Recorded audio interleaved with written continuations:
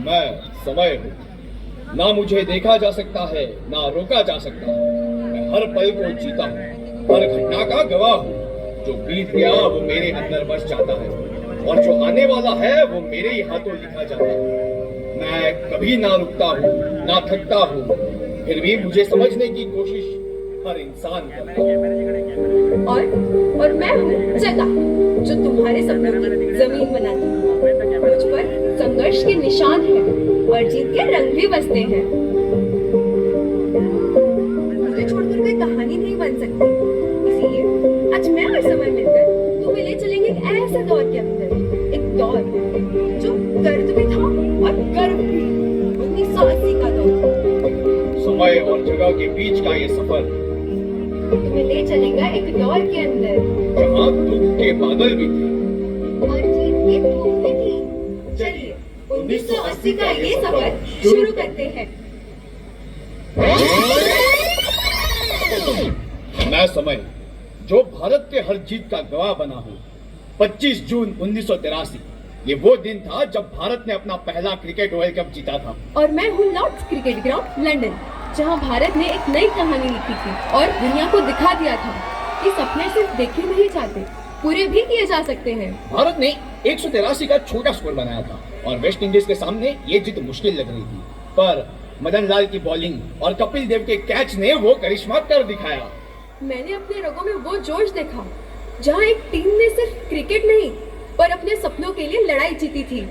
ये सिर्फ एक जीत नहीं थी, ये भारत के लिए एक नई शुरुआत थी, जहाँ एक विकसित देश दुनिया के सामने अपने होने का सबूत दे रहा था।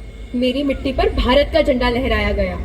मुझे अब तक वो शब्द याद है, चैंपियन ऑफ द वर्ल्ड। 1983 वही साल था जब भारत के आम इंसान के सपने को एक नई रफ्तार मिली। मारुति 800 आम इंसान के लिए एक असाधारण कार, एक परिवर्तन का प्रतीक। ये सिर्फ एक गाड़ी नहीं थी, एक भारतीय का अपने सपनों को छूने की शुरुआत थी। मेरा सपना मेरी मारुति, मेरा सपना मेरी मारुति। 11 अप्रैल 1984 भारत ने एक नई ऊंचाई को छुआ। एक भारतीय ने पहली बार अंतरिक्ष को अपनी नजरों से देखा।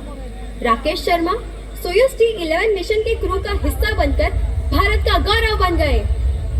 भारत सिर्फ जमीन पर तरक्की नहीं कर रहा था, बल्कि वो प्रगत देशों को अंतरिक्ष में भी टक्कर दे रहा था।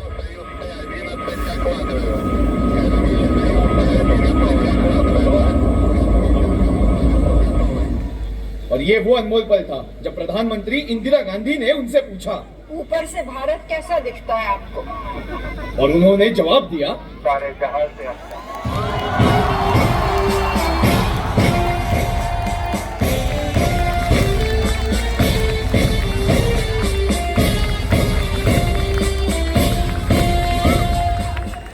फिर आया 1984 का वो साल जो भारत के लिए कठिन समय था, जहां धर्म, राजनीति और नफरत एक ही छत के तले खड़े थे। अमृतसर की पवित्र धरती पर खड़ी थी, जहां एक गुरुद्वारे ने अपने अंदर एक जंग देखी, वही जंग जो दिल्ली की गलियों में आग बनकर फैल गई। 1984 का जून खालिस्तान की मांग के साथ पंजाब का एक हिस्सा अलग देश बनाना चाहता था। हरमिंदर साहिब, जिसे गोल्डन टेम्पल कहते हैं, खालिस्तानी आंदोलन का गढ़ बन गया था। सरकार के लिए ये एक कठिन चुनौती थी। स्वर्ण मंदिर के अंदर भिंद्रावाले और उनके समर्थक बंदूक के साथ छुपकर बैठे थे, एक सपना लेकर, खालिस्तान का सपना। सरकार ने ये सपना तोड़ने का फैसला किया। ऑपरेशन ब्लू स्टार शुरू किया गया। इंडियन आर्मी ने हरमिंदर साहिब में प्रवेश किया। टैंक और मशीन गन्स का इस्तेमाल हुआ। इस पवित्र स्थल पर खून और गोलियों की आवाज सुनाई दी।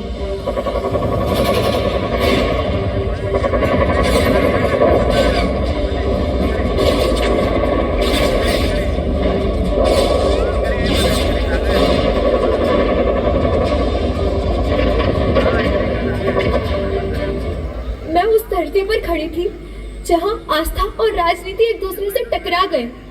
स्वर्ण मंदिर का पानी लाल हो गया। मिट्टी ने अपने ही लोगों का खून अपने अंदर समेट लिया। ये सब का परिणाम आने वाला समय ही बताने वाला था।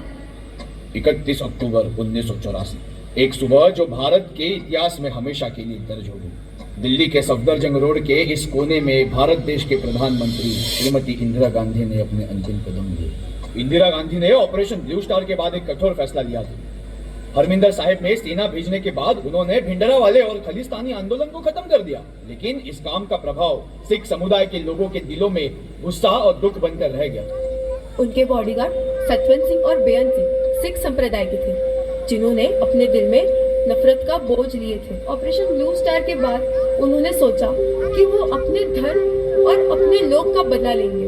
सफदरजंग रोड की मिट्टी ने उस दिन 28 गोलियों का बोझ महसूस किया। बेअंत सिंह ने अपनी पिस्तौल से 3 गोलियां, सतवंत सिंह ने अपनी स्टेन गन से 25 गोलियां चलाई। उनका शरीर उस मिट्टी के साथ अमृत और नफरत दोनों का गवाह बना। इंदिरा गांधी के खून का बदला लेने के लिए दिल्ली के गलियों में सिख समुदाय के खिलाफ एक जंग शुरू हो गई थी। ये मेरी गलियां थी, जहाँ सिख परिवार अपने घर में बंद थे। मौत उनके दरवाजे पर दस्तक दे रही थी। मेरी मिट्टी ने खून को महसूस किया और नफरत की आग ने एक नए भारत के सपने को जला दिया।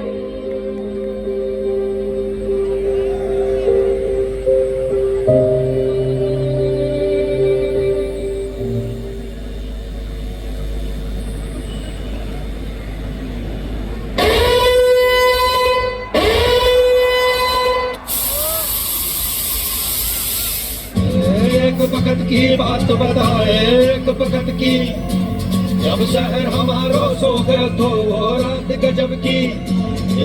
एक वक्त की बात बताए, एक वक्त की, जब शहर हमारो सो गए तो वो रात गजब की।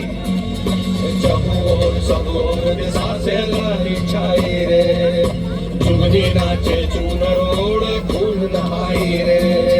सब और दिशा से लाली छाई रे। भोपाल की वो हवा जो उस रात जहर से भर गई थी। यूनियन कार्बाइड के प्लांट से मिथाइल आइसोसाइनेट गैस हवा में फैल गई, जो न देखी न रोकी जा सकी, पर कई जीवन ले गई।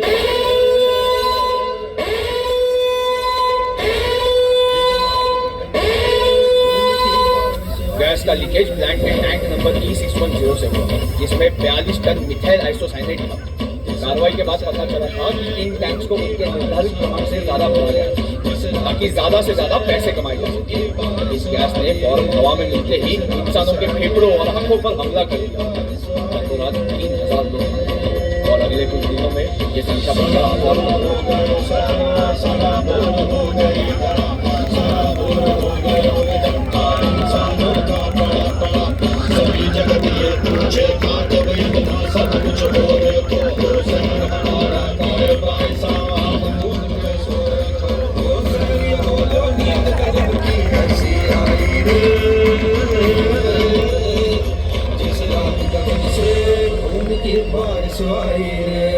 जिस रात शहर में खून की बारिश आई रे, जिस रात शहर में खून की बारिश आई रे।